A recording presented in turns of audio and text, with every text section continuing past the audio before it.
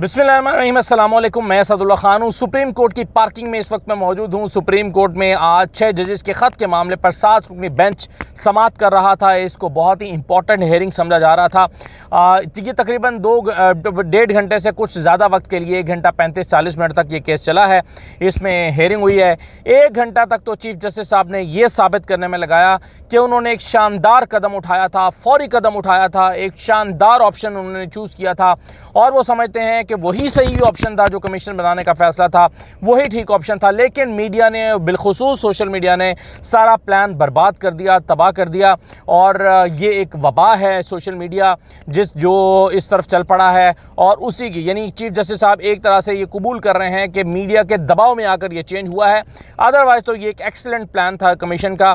और उनका ये मानना है चीफ जस्टिस का कि जो तसद्दुक़ जिलानी साहब थे उन्होंने भी TORs की वजह से मना नहीं किया, बल्कि उन्होंने भी मीडिया के दबाव में आकर मना किया है। उनका ये मानना है, कहा नहीं अपने अल्फाज में, लेकिन वो कह यही रहे हैं। उसकी वजह क्या है मैं आपको बताता हूँ।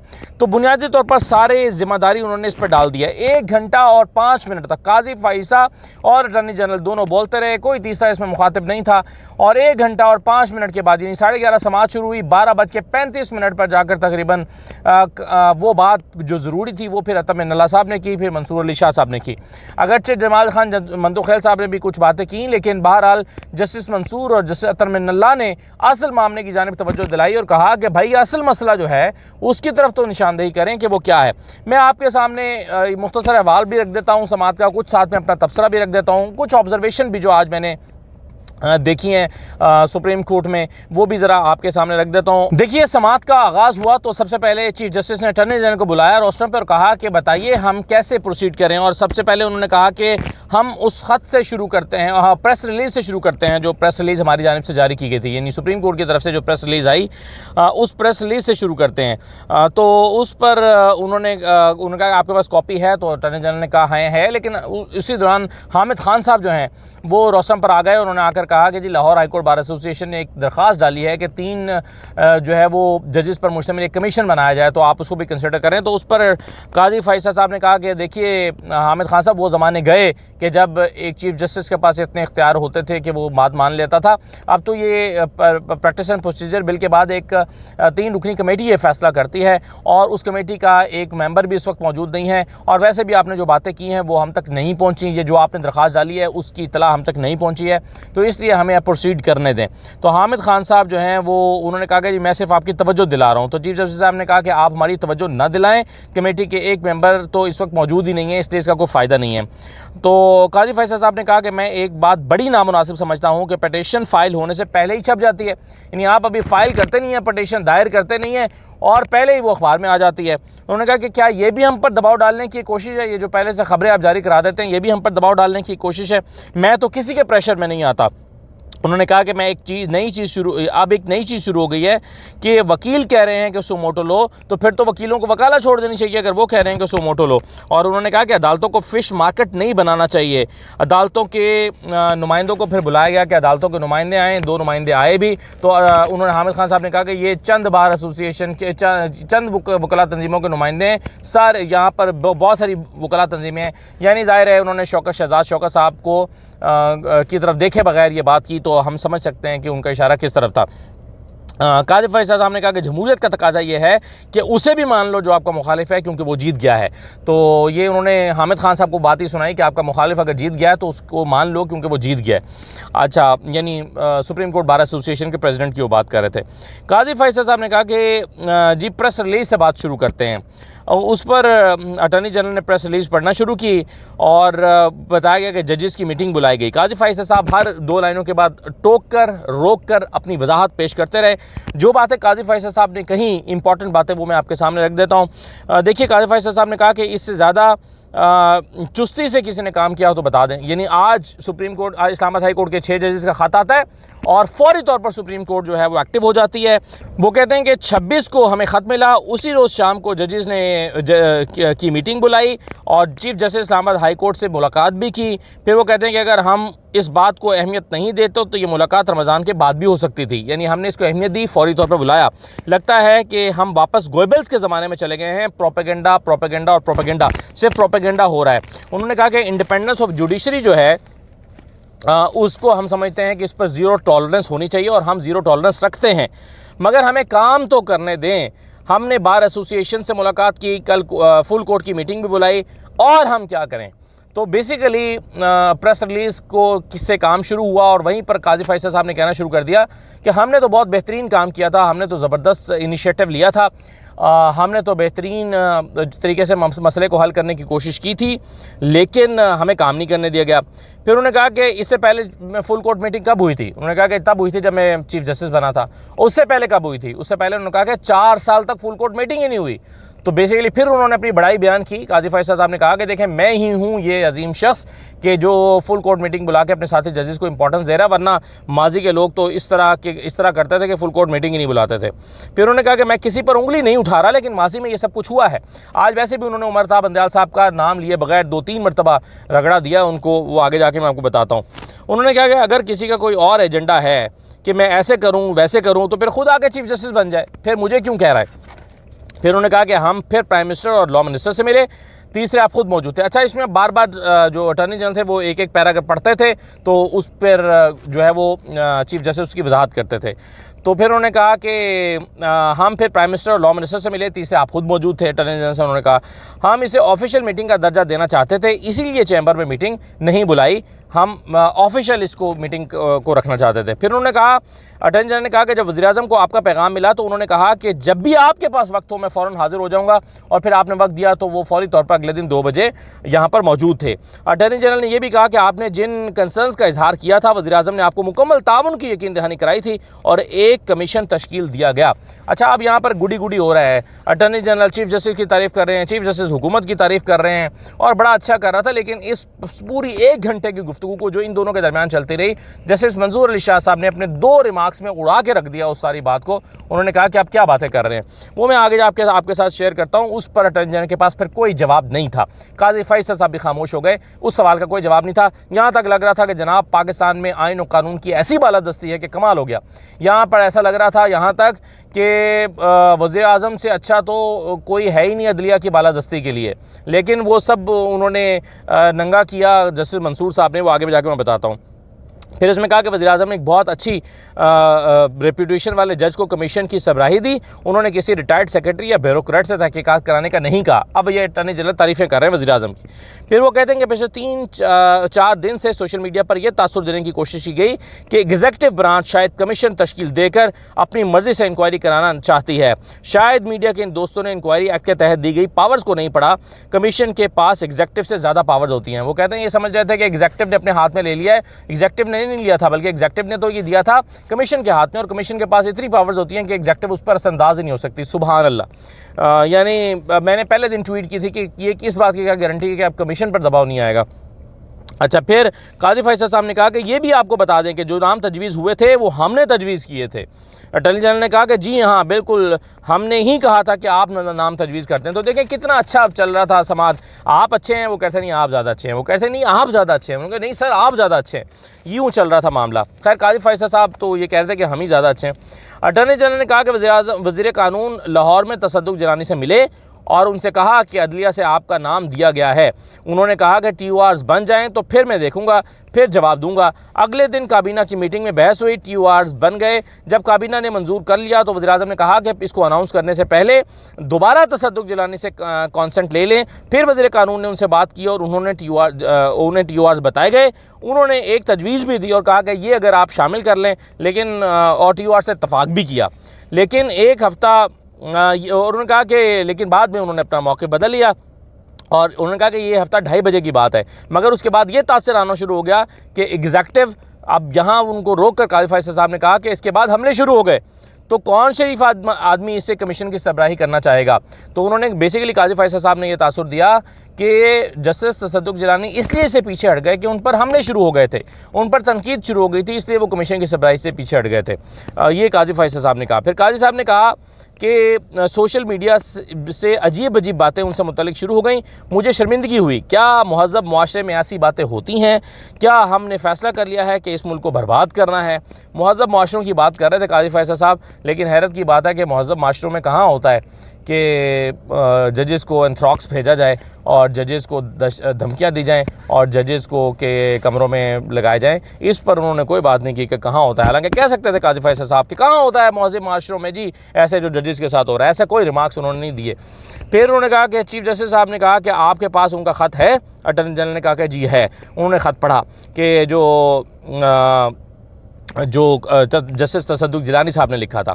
चीफ जस्टिस साहब ने कहा, उन्होंने जब वो ख़त पढ़ दिया, चीफ जस्टिस साहब ने कहा कि मैं जमहूरियत पे यकीन रखता हूँ, मैंने अपना इख्तियार इस्तेमाल नहीं किया, मैं मुशावरत पे यकीन रखता हूँ। काजी फैसल साहब अपनी तारीफ़ करने पर बहुत यकीन रखते हैं कि मैं ये हूँ, मैं वो हूँ, मैं ऐसे हूँ। आज पूरी प्रेस कॉन्फ्रेंस की अटॉर्नी जनरल ने, पूरी प्रेस कॉन्फ्रेंस, वो सारी बातें, ये हुआ वो हुआ, आपने ये किया, हम आपके पास आए थे, फिर हम उनके पास गए, फिर तसद्दुक़ जिलानी के पास गए, फिर TORs बने, फिर ये हुआ, पूरी प्रेस कॉन्फ्रेंस, और उनको तसल्ली से प्रेस कॉन्फ्रेंस करने दी गई 1 घंटे तक। तो चीफ जस्टिस साहब ने कहा कि मैं मुशावरत पे यकीन रखता हूँ। उन्होंने ये भी कहा कि ये तासुर है कि सुप्रीम कोर्ट ने अपने इख्तियारात हुकूमत को दे दिए, तो ये बिल्कुल गलत तासुर है। हमने अपने इख्तियारात हुकूमत को नहीं दिए, एग्जेक्टिव को।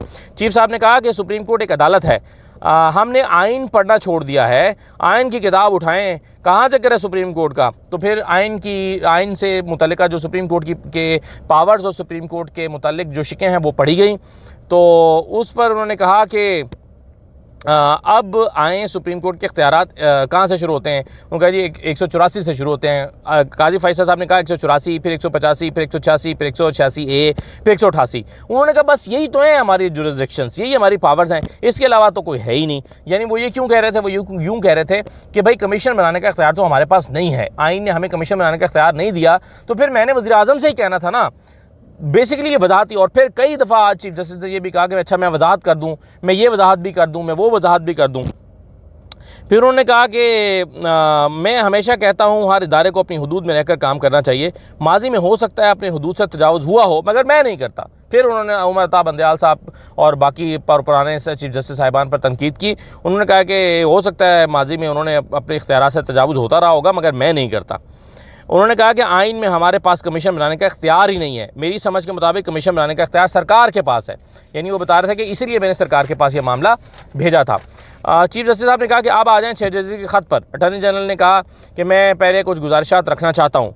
माई लॉर्ड, अदलिया की आज़ादी, यहाँ पर अब वो तकरीर करने का लहजा हो गया उनका। उन्होंने कहा माई लॉर्ड, अदलिया की आज़ादी में मैं हुकूमत के बिहाफ पर कह रहा हूँ कि हुकूमत अदलिया की आज़ादी पर किसी तरह का कॉम्प्रोमाइज़ करने के लिए तैयार नहीं है। सुबहान अल्लाह, तालियाँ बजनी चाहिए थी, वैसे बजी नहीं।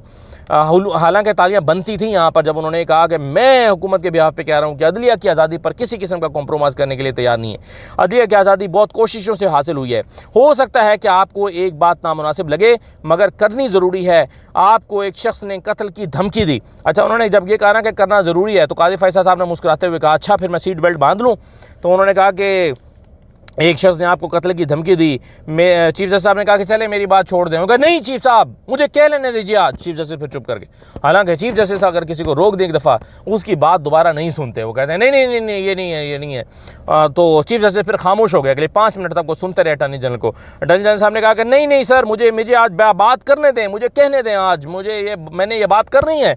उन्होंने कहा कि जी आपको कत्ल की धमकी दी, आपकी अहलिया FIR दर्ज कराने के लिए गई तो उनकी मिसेस ईसा की जो है वो FIR दर्ज नहीं हो रही थी। फिर 161 का बयान रिकॉर्ड कराया गया जिसमें शहजाद अकबर और जनरल फैज़ हमीद को मेंशन किया गया, मगर कोई एक्शन नहीं हुआ हुकूमत की तरफ से। उस पर काजी फैसल साहब खामोशी से सुनते रहे, कोई उन्होंने इंटरप्ट नहीं किया अपनी तारीफ़ और अपनी अहलिया के मामलात पर। फिर उन्होंने कहा कि सुप्रीम कोर्ट ने धमकी देने वाले के ख़िलाफ़ चार्ज फ्रेम किया, मगर चीफ जस्टिस रिटायर हो गए और मामला वहीं का वहीं रुक गया।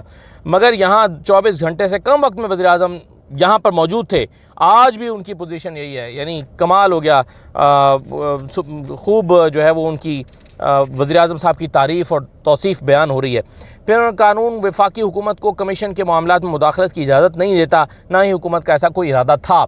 हमने यानी कमीशन बना दिया था, हमने उसमें मुदाखलत तो करनी नहीं थी, हम तो अच्छे हैं, अच्छे बच्चे हैं। 6 जजेस के ख़त में शवाहिद इकट्ठे करने की ज़रूरत है। हमारी समझ में यही आया, चीफ जस्टिस साहब ने कहा कि हमारी समझ में यही आया कि ये सारा काम कमीशन ही कर सकता है, हम अब भी हर तरह से ताउन करने के लिए तैयार हैं। नहीं सॉरी, अटॉर्नी जनरल ने कहा था, उन्होंने कहा कि हमारी समझ में यही आया कि ये सारा कमीशन काम कर सकता है, हम अब भी हर तरह का ताउन करने के लिए तैयार हैं। ये हुकूमत ऐसा कोई कदम नहीं उठाएगी जिससे अदलिया की आज़ादी मुतासर हो। चीफ जस्टिस साहब ने कहा कि मैंने 6 जजेस के ख़त को कई दफ़ा पढ़ा, हम इस ख़त को पूरी संजीदगी से ले रहे हैं, मगर इस ख़त के कई पहलू हैं। पहली बात तो यह है कि इस ख़त में सुप्रीम जुडिशल काउंसिल को मुखातिब किया गया है और मैं सिर्फ उसका एक रोकन चेयरमैन हूँ। चीफ जस्टिस साहब ने कहा कि प्रेशर आपको हर तरफ से आ सकता है, दोस्तों से भी आ सकता है, बच्चों से भी आ सकता है, फैमिली से भी आ सकता है। फिर वो इशारा कर रहे थे दोबारा उमर अता बंदयाल साहब की तरफ, गालिबन मुझे यही लगा कि जब फैमिली बच्चों की बात कर रहे थे दोबारा उनको टॉन्ट कर रहे थे। फिर एक नई वबा फैली हुई है सोशल मीडिया, उसका भी प्रेशर आ सकता है। वबा, उन्होंने कहा सोशल मीडिया एक वबा है। फिर उन्होंने कहा कि जी पहला पैराग्राफ सुप्रीम उसको उन्होंने कहा कि जी जो 6 जजेस ने ख़त लिखा है उसको पढ़ें। अच्छा, इसी दौरान उन्होंने वो समझाया कि एक वर्टिकल प्रेशर होता है, एक हॉरिजॉन्टल प्रेशर होता है। चीफ जस्टिस साहब ने ये भी समझाई। उसको उर्दू में भी कहा कि उफ़की दबाव होता है और उमूदी दबाव होता है। तो उस पर अटॉर्नी जनरल ने कहा कि सर आपकी उर्दू कमाल है। तो उस पर काजी फैसल साहब मुस्कुराए अपनी तारीफ़ होने पर। तो ये सारा कुछ आज अदालत में चलता रहा। तो फिर पैराग्राफ उन्होंने पढ़ा गया, तो उसमें कहा कि जी पढ़िए, जो पहला पैराग्राफ तो सुप्रीम जुडिशल काउंसिल की बात कर रहा है, अब 6 जजेस के ख़त की बात हो रही है। दूसरा, तीसरा, चौथा, 5वां पैराग्राफ जो है जस्टिस शौकत सिद्दीकी की बात कर रहा है, इसे भी पढ़ दें। फिर उनका अब आ जाएँ 6ठे पैराग्राफ पर। 5वां पैराग्राफ पढ़ने के बाद कहा 6ठे पर आ जाएँ, उसमें इंक्वायर करने की बात हो रही है। उन्होंने कहा जिस मामले को इंक्वायर होना चाहिए, उन्होंने कहा जी आप बताएं इंक्वायर कौन करेगा। तो ऐसे शख्स का नाम जो है वो प्रपोज़ किया गया था ताकि वो इसको इंक्वायर कर सके, इसीलिए तो तसद्दुक जिलानी का नाम लिया गया था। फिर उन्होंने कहा कि फिर वो पैराग्राफ आया कि जी उस वक्त उमर अता बंदयाल साहब से, यानी उस वक्त के चीफ जस्टिस से रब्ता किया गया 6 जजेस की जानिब से। तो उमर अता, उस पर काजी फैसल साहब ने रोका और कहा कि देखें वो उस वक्त चीफ जस्टिस थे, लेकिन उन्होंने, मैं उस वक्त सीनियर प्योनर जज था, लेकिन उन्होंने मुझे मुखातिब ही नहीं किया या मुझसे बात ही नहीं की, ये मामला मुझसे डिस्कस ही नहीं हुआ। तो फिर मुझसे कोई कंसल्टेशन ही नहीं हुई। आगे जाके फिर बात हुई उसी ख़त में कि जी फिर उस वक्त के सीनियर प्यूनर जज से भी मिले थे, यानी काजी फैसल साहब से। तो उसकी वजाहत उन्होंने की। उन्होंने कहा जी मैं वजाहत कर दूं, मुझसे कोई वो मीटिंग नहीं थी, उसको मीटिंग तो नहीं कह सकते, क्योंकि मेरे पास मुलाजिम आया, उसने आकर कहा कि जी 6 जजेस आए हुए हैं, वो आपसे मिलना चाहते हैं। तो मैंने कहा कि अच्छा भेज दें। तो वो आ गए, तो उन्होंने कुछ बात कर ली, लेकिन इसको ये ऑफिशियल मीटिंग तो नहीं थी, ना ही मेरे पास कोई ऑफिशियल पावर्स थी कि मैं उनको के कोई कदम उठाता। तो ये भी वजाहत उन्होंने की है। तो बेसिकली आज काजी फैसल साहब ने अपने प्लेटफॉर्म को इस्तेमाल किया है वजाहतें देने के लिए। फिर वो उन्होंने कहा कि अगला पैरा पढ़ें, चलें, फिर उनका ये छोड़ दें, उसमें उनसे कहें एक इंसिडेंट की बात हो रही है। तो वो जो पैराग्राफ्स थे जिसमें एक जज के घर पे कैमरा लगाया गया, एक जज के बहनोई को उठाया गया, एक जज के घर में क्रैकर फेंके गए, वो सारे पैराग्राफ चीफ जस्टिस ने स्किप करा दिए, उसको नहीं पढ़ने दिया गया। और फिर कहा कि अब आ जाएं आप पैराग्राफ नंबर 9 पर और फिर पैराग्राफ नंबर 10 पर इंस्टीट्यूशनल रिस्पॉन्सिबिलिटी की रिस्पांस की बात हुई है। तो कि इंस्टीट्यूशनल रिस्पांस, तो उन्होंने कहा कि इससे ज़्यादा इंस्टीट्यूशनल रिस्पांस क्या हो सकता है जो हमने दिया, यानी हमने तो फ़ौरन इंस्टीट्यूशनल रिस्पांस दिया। फिर उन्होंने कहा कि हम वज़ीर-ए-आज़म को अदालत में नहीं बुला सकते। क्यों? उन्होंने, अटॉर्नी जनरल ने कहा कि जी इसलिए नहीं बुला सकते क्योंकि उनके पास इम्यूनिटी है, उनको बुलाया नहीं जा सकता। हालांकि माजी में कई मरतबा चीफ जस्टिस साहिबान को अदालत में बुलाया जा चुका है, लेकिन चीफ जस्टिस समझते हैं कि माजी में तो सब कुछ गलत होता रहा है, मैं कानून के मुताबिक चलूँगा, तो कानून में चूँकि वज़ीर-ए-आज़म को इम्यूनिटी है तो हम नहीं बुला सकते। फिर चीफ जस्टिस साहब ने कहा कि चलिए आइए सुप्रीम कोर्ट बार के नुमाइंदे को भी सुन सकते हैं। तो यहाँ पर पहली मरतबा 1 घंटा 5 मिनट बाद अतर मिनल्ला साहब ने मुखातिब किया। उन्होंने कहा कि जी ये प्रिटेंड ना करें कि कुछ हुआ ही नहीं है, आप ये जो सारी बातें कर रहे हैं तो ये प्रिटेंड करना छोड़ दें कि जैसे कुछ हुआ नहीं है। ख़त बता रहा है कि दबाव कितना ज़्यादा है, संजीदा है, और वो मामला अब भी जारी है। और उन्होंने कहा कि ये बहुत अहमियत का हामिल मसला है, इसको इस तरह से देखें, अहमियत दें इसको। तो चीफ जस्टिस साहब ने कहा कि मैं जुडिशरी के साथ 100% खड़ा हूँ। वो चीफ जस्टिस साहब कुछ बोलने लगे तो अतर मिनल्ला साहब जो है उन्होंने इंटरप्ट किया। उन्होंने कहा नहीं पहले मुझे बात करने दें। चीफ जस्टिस साहब ने कहा कि आपने मुझे मुखातिब किया। उन्होंने कहा नहीं, मैं अटॉर्नी जनरल को मुखातिब करके बात कर रहा हूँ। तो फिर वो खामोश हो गए। तो उस पर फिर काजी फैसल चाह रहे थे कि साथी जजेस बात करने की बजाय सदर शहजाद शौकत साहब बात करें। तो उस पर फिर जस्टिस मंसूर साहब जो हैं उन्होंने मुखातिब किया, उन्होंने कहा पहले मैं ये कह दूं कि मैं इसको कैसे देख रहा हूं। उन्होंने कहा कि जी हम शुतुरमुर्ग की तरह गर्दन ज़मीन में नहीं दबा सकते। हमारा फ़र्ज़ है कि अदलिया की आज़ादी के लिए एक ऐसा लाहेअमल बनाना है कि अदलिया की आज़ादी यकीनी हो। अगर एक सिविल जज के साथ कुछ होता है तो क्या होगा ये तय करना है, और अगर उसका चीफ कुछ ना करें तो क्या होगा, और अगर हमारे पास आएँ तो हमें क्या करना होगा, तो और अगर हम ना करें तो क्या होगा। तो जस्टिस मंसूर अली शाह साहब ने कहा कि ये सारी बातें जो है वो देखनी होगी। इस सिलसिले में बताएं कि हम क्या करें। आज हमेशा के लिए बाब बंद होना चाहिए। अतर मिल्लर साहब ने कहा कि मैं एक मिसाल दे दूं कि अखबार में पढ़ा कि अदालत ने एक मुलजिम को बेल दी और MP ऑर्डर के तहत उसको दोबारा पकड़ लिया गया। अदालत ने फिर बेल दी, फिर पकड़ लिया गया। तो बार बार जब पकड़ा जाता रहा तो ये बताइए कि अदलिया की आज़ादी क्या हुई। तो उन्होंने कहा कि जी ये जो है वो एग्जेक्टिव ही कर रही थी ना।